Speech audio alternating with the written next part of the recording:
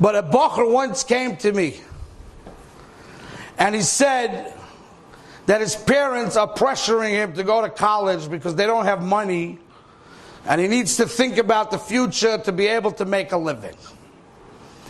So he really wants to stay in yeshiva. He's a young bocher, he's 18 years old, but he's getting pressure from his parents. So I asked him, I said, are you getting pressure from your parents? Or does it really chal by you a suffix? It means your parents are telling you reality, and by painting the picture of reality, it's creating within you a suffix? Or no, by you it's clear, and it's only pressure, because that's two different conversations. So he said, by me it's chal a suffix. But, he says to me, Rabbi, do not give me a betachan shmooze. I want you to explain to me practically how to answer the question. So I told him, very simple. No betachan. I said, I'm going to prove it to you. And I said to him, if you take a religious ben Torah balabayit, and you go through his expenses, and you go through the restrictions. We can't work on Shabbat. You can't work on Chol Moed. You can't sell nevelas and treifas. You can't live in Texas. You have to live in a community. In Brooklyn, let's say, you have to send your kids to yeshiva. You're part of a shul. You're part of a community. And even though it's going to cost you who knows what kind of money, you have to give maisa. You got your 10 kids. We make Shabbat as like a farah every week. Pesach is who knows how much money. Go through every single cheshbon of the expense, the way of life, the restrictions of a religious Baal HaBayit. Okay? You take that clear, you record that well. All the pratim. No 99-cent sandwich in McDonald's. Okay? And now you bring it to a actuary. A guy who knows numbers. He's like a high-level accountant. He understands economics. He will look at this lifestyle and he will make a report on religious people. The religious people, he will say, must, number one, be miserable, for sure. They have so many restrictions. And the second thing he's going to say is, they must all be broke. It's impossible. They're spending way more than they could be bringing in. Correct? Yes. But the fact of the matter is, ratio-wise speaking, the people in the religious community are doing well and better, ratio-wise, to the average guy out there in Parnasa, even though it doesn't make sense.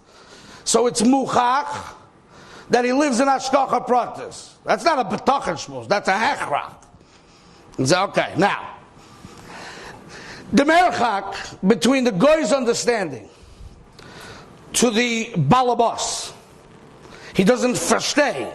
He sees the proof, he's wrong, but all his years in college doesn't add up to what's being said over here.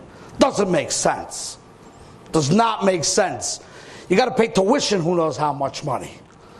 The schar limud. There's besides taxes, and the maestras, and the yomim tovim, and the halachas in business, and there's the kfiyas itim l'Torah, and everything. In business, all his education cannot explain it, but that's a fact, right?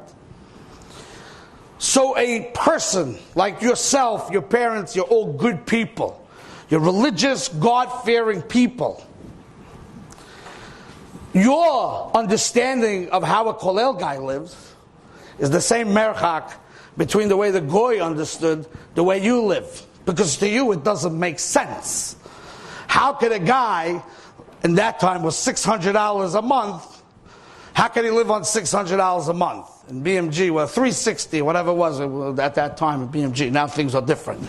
But it's still nothing with inflation. So how could you live on this kind of number? You have all kinds of kids, the numbers don't add up. So I said, come in my car, we're going to go take a drive now to Lakewood. We're going to see all the houses, the cars, the avrechim, the restaurants, the overweight rabbis and kollel avrechim. No one's starving from food malnourishment. And then we will see the facts. So then you could only explain that you live with the man. That's how you live. You live with the man. That's a fact.